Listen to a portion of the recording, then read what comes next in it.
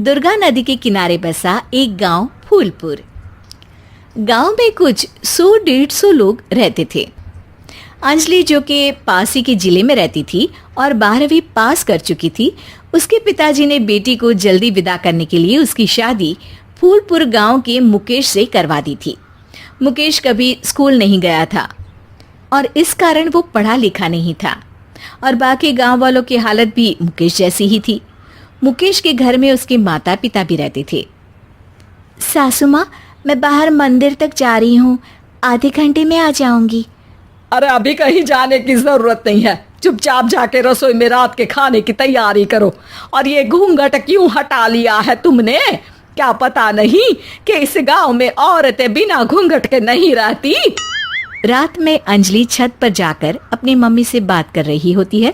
तभी गांव की 3-4 औरतें उसे देख लेती है और दरवाजे पर आकर उसकी सास से शिकायत करने लगती है।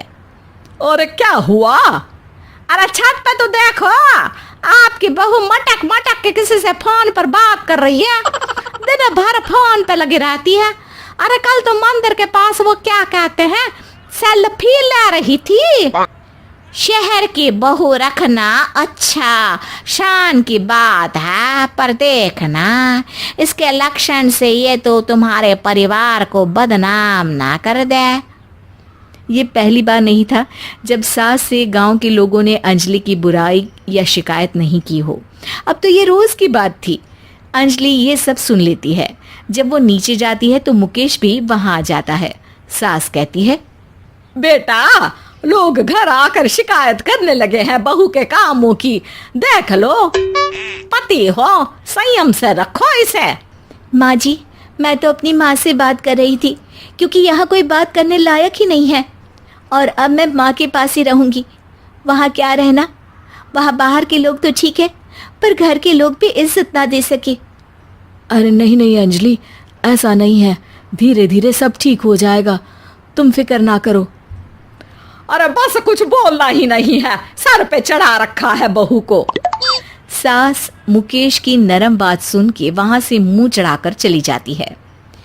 मैं तो कहती हूँ हम दोनों शहर चले जाते हैं। मैं पढ़ी लिखी हूँ, मुझे वहाँ नौकरी भी मिल जाएगी और थोड़े दिनों में आप भी वहाँ कुछ काम ढूंढ लेना।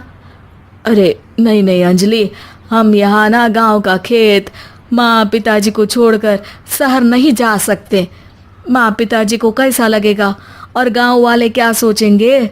ये कहकर मुकेश सोने चला जाता है और अंजलि की गांव वालों द्वारा बुराई का सिलसिला बहुत दिनों तक चलता ही रहता है। लेकिन अंजलि गुस्सा ना दिखाते हुए समझदारी से काम लेती है। बारिश का मौसम चालू हो जाता है। जोरदार बारिश से पूरे गांव में हाहाकार मच जाता है। दुर्गा नदी में बाढ़ आ जाती है और बाढ़ का पानी पूरे गांव की फसल तबाह कर देता है।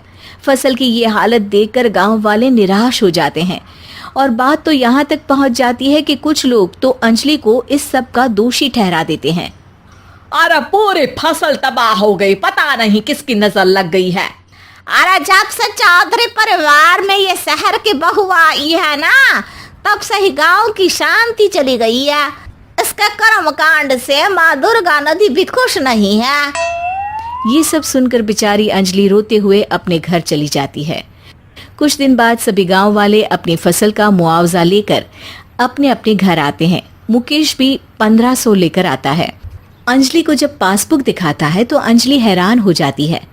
अरे, ये पासबुक में तो उन्होंने 4000 की एंट्री करी है और आपको सिर्फ 1500 दिए। सच में? अरे, वो सरकारी अफसर आपको बेवकूफ बना रहे हैं। सरकार की तरफ से हमें 4000 मिले हैं, लेकिन बाकी का सारा पैसा खुद ही खा रहे हैं। आप लोग के अनपढ़ होने का फायदा उठा रहे हैं। ये सब सुनकर मुकेश परेशान हो जाता है, लेकिन अंजलि उसे हिम्मत से काम लेने को कहती है और सुबह होते ही मुकेश को पंचायत कार्यालय ले जाती है और साथ में गांव के और लोगों को भी। आप सरकारी बाबू क्या गांव के लोगों को बेवकूफ समझते हैं? आपको क्या लगता है ये पढ़े लिखे नहीं है तो आप कुछ भी मनमानी करेंगे? ये बेचारे दिन रात इतनी मेहनत करते हैं, ये हमारे अन्नदाता हैं और आप इनके साथ ऐसा धोखा करते हैं। अरे क्या बके जा रही है ये लड़की, किस धोखे की बात कर रही है? अपने कांड करके नदी माँ को नाराज करके हमारा नुकसान करके इसे चैन नहीं मिला क्या? सरपंच जी, इन सरकारी बाबू ने मुझे बेवकूफ बनाया है और मेरे हिस्से के पैसे खुद चट कर गए।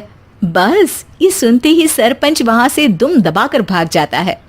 पता चलता है कि जनपद अधिकारियों ने गांव के सरपंच के साथ मिलकर सबके साथ धोखा किया है।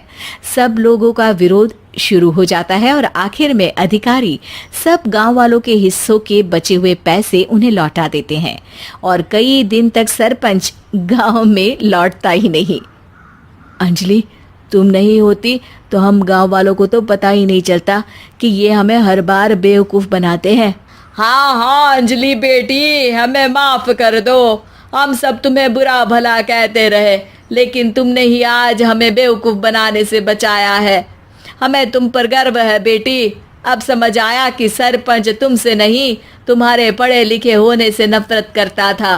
क्यों ना इस बार हम अंजलि को ही सरपंच पद के लिए चुन ले? क्या कहते हो गांव वालों? पढ़ी लिखी सरपंच। बस पूरा गांव अंजलि के लिए ताली बजाता है और अंजलि की सास उसे खुशी से गले लगा लेती है।